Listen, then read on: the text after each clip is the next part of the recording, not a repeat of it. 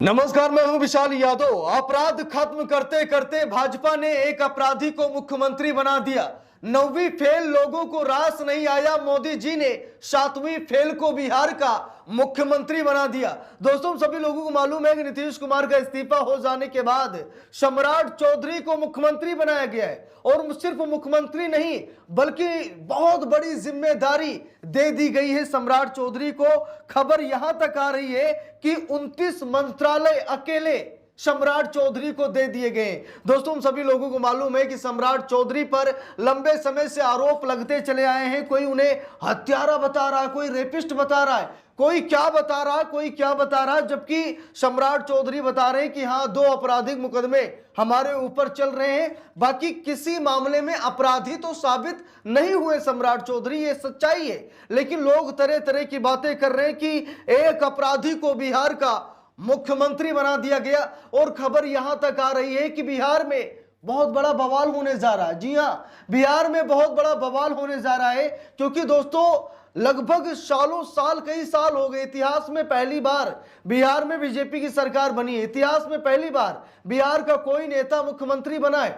ठीक है, 75 सालों में आज ऐसा पहली बार हुआ है जिसे बिहार की जनता बर्दाश्त नहीं करेगी। और अब ऐसा लग रहा है कि बिहार में बड़े पैमाने पर आंदोलन होने जा रहा है, बिहार में माहौल गड़बड़ होने जा रहा है। जरा यहां पर देखिए, बिहार में सीएम सम्राट चौधरी संभालेंगे 29 मंत्रालय। जरा देखिए, एक ही व्यक्ति को 29 मंत्रालय दे दिए गए हैं। दोनों डिप्टी सीएम को मिले इतने विभाग। तो दोस्तों, बात यह है कि दोनों डिप्टी सीएम जो कि जेडीयू से हैं, नीतीश कुमार की पार्टी से दोनों डिप्टी सीएम, उनको 18 विभाग दिया गया है। लेकिन वहीं पर सम्राट चौधरी को 29 मंत्रालय दे दिए गए हैं। यानी कि अंदाजा लगा दीजिए कि बिहार में नीतीश युग का समापन कर दिया गया है। बिहार में नीतीश कुमार के युग को खत्म कर दिया गया है। बिहार में जेडीयू को खत्म कर दिया गया है, क्योंकि जहां पर 18 विभाग दिए गए नीतीश कुमार की पार्टी को, दोनों डिप्टी सीएम को, तो 29 मंत्रालय, सोचिए 29 मंत्रालय बीजेपी ने अपने पास रख लिए हैं। यानी कि पूरा बिहार बीजेपी ने हाईजैक कर लिया है। और दोस्तों, खबर यह आ रही है कि अब मामला गड़बड़ होने जा रहा है। देखिए, लिखा भी है, बिहार में सीएम सम्राट चौधरी संभालेंगे 29 मंत्रालय, दोनों डिप्टी सीएम को मिले इतने विभाग। लिखा भी है, बिहार के नए मुख्यमंत्री सम्राट चौधरी और दोनों डिप्टी सीएम के बीच अहम मंत्रालयों का बंटवारा हो गया है। हालांकि बिहार की सियासत में विभागों के बंटवारे ने नया शक्ति समीकरण खड़ा कर दिया है। एक तरफ जेडीयू के दोनों डिप्टी सीएम मिलकर भी 18 विभागों तक सीमित हैं, वहीं सीएम सम्राट चौधरी ने अपने पास 29 मंत्रालय रखे हैं और इनके पास गृह मंत्रालय भी है। यानी कि गृह मंत्रालय जैसे बड़े बड़े मंत्रालय सम्राट चौधरी ने अपने पास रख लिए हैं। देखिए, लिखा भी है, बिहार में बीजेपी के पहले सीएम पर शरद पवार की पार्टी का बड़ा बयान। बहुत जल्द आप देखेंगे कि बिहार में विरोध शुरू हो जाएगा। तो बात यह दोस्तों कि महाराष्ट्र की पार्टी है एनसीपी एसपी शरद पवार की पार्टी, और शरद पवार की पार्टी ने दावा ठोक दिया है कि बिहार में कुछ बड़ा होने जा रहा है। बिहार में इतना बड़ा होने जा रहा है जिसे बिहार की सरकार संभाल ही नहीं पाएगी। और जो खेल महाराष्ट्र में एकनाथ शिंदे के साथ खेला गया, वही खेल बिहार में नीतीश कुमार के साथ खेला गया है। शरद पवार की पार्टी का यह भी कहना है। देखिए, लिखा भी है, बिहार में बीजेपी के पहले सीएम पर शरद पवार की पार्टी का बड़ा बयान, बहुत जल्द आप देखेंगे। लिखा भी है, एनसीपी एसपी के प्रवक्ता महेश तापसे ने कहा कि बीजेपी ने बिहार की भूमि में पहली बार अपना मुख्यमंत्री दिया है, लेकिन जल्द ही लोगों में बीजेपी की सरकार के प्रति असंतोष बढ़ेगा।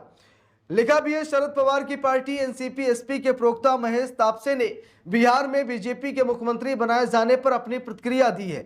उन्होंने दावा किया है कि प्रदेश में बीजेपी सरकार के बनते ही लोगों में असंतोष बढ़ने लगा है। उन्होंने आरोप लगाया कि बीजेपी एक ऐसी पार्टी है जो अपने सहयोगी को अजगर की तरह निगल लेती है। उन्होंने एकनाथ शिंदे का उदाहरण देकर बिहार में ताजा सियासी घटनाक्रम का जिक्र किया। तो बात सही है, अजगर की भांति बीजेपी है, अपने सहयोगियों को निगल लेती है और ऐसा निगलती है कि उन्हें कभी बाहर निकलने का मौका भी नहीं देती है। ठीक है, और अंदर ही अंदर उन्हें खत्म कर दिया जाता है। अगर बात महाराष्ट्र करें तो एकनाथ शिंदे से क्या वादा किया गया था? एकनाथ शिंदे से कहा गया था कि आप तोड़िए शिवसेना को, जब भी गठबंधन की सरकार महाराष्ट्र में बनेगी तो मुख्यमंत्री आप ही होंगे। लेकिन महाराष्ट्र में ज्यादा सीटें क्या आ गई कि देवेंद्र फडणवीस को मुख्यमंत्री बना दिया गया, यानी कि महाराष्ट्र में भी बीजेपी का मुख्यमंत्री बन गया। यही हाल बिहार का था, बिहार में सीटें ज्यादा आ गई बीजेपी की, तो बीजेपी ने अपना मुख्यमंत्री बना दिया, नीतीश कुमार को साइड कर दिया। और नीतीश कुमार को ऐसा साइड किया गया है कि नीतीश कुमार कुछ कर ही नहीं सकते।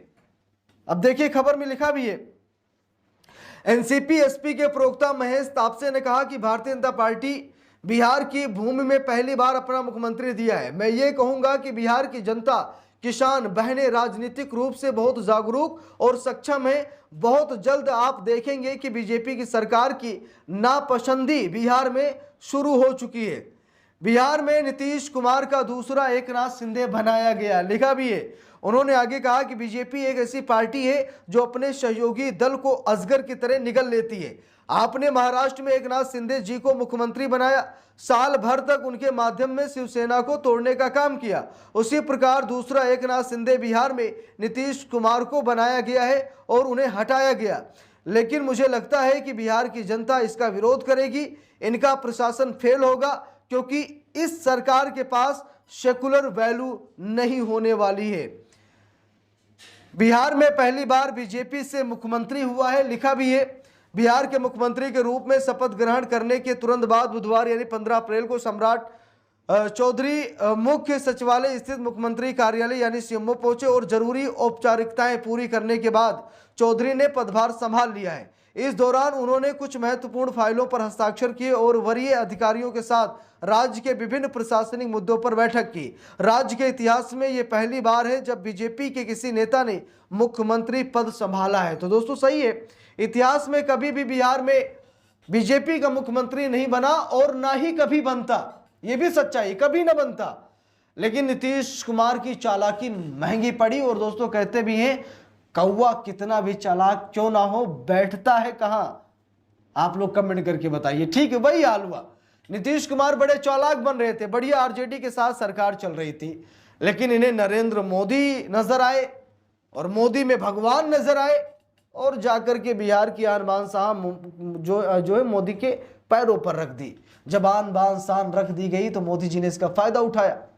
अब दोस्तों होता ना कि दुश्मन की कमजोरी पकड़ लो, दुश्मन ऐसे ही हार जाता है। और मोदी जी ने नीतीश कुमार की कमजोरी पकड़ी और आज पूरा बिहार मोदी जी ने हाईजेक कर लिया है। ठीक है, 29 मंत्रालय बीजेपी के पास है, बड़े बड़े मंत्रालय। दोनों डिप्टी सीएम बीजेपी जेडीयू के हैं, उनके पास 18 विभाग है, लेकिन सारे मंत्रालय बीजेपी के पास हैं। तो इस पूरे मामले पर आप लोगों की क्या राय है, कमेंट करके जरूर बताइएगा। वीडियो को लाइक शेयर, अगर चैनल पर नए हैं सब्सक्राइब करके सपोर्ट कीजिएगा। मिलते हैं दूसरी वीडियो में, तब तक के लिए बहुत बहुत धन्यवाद।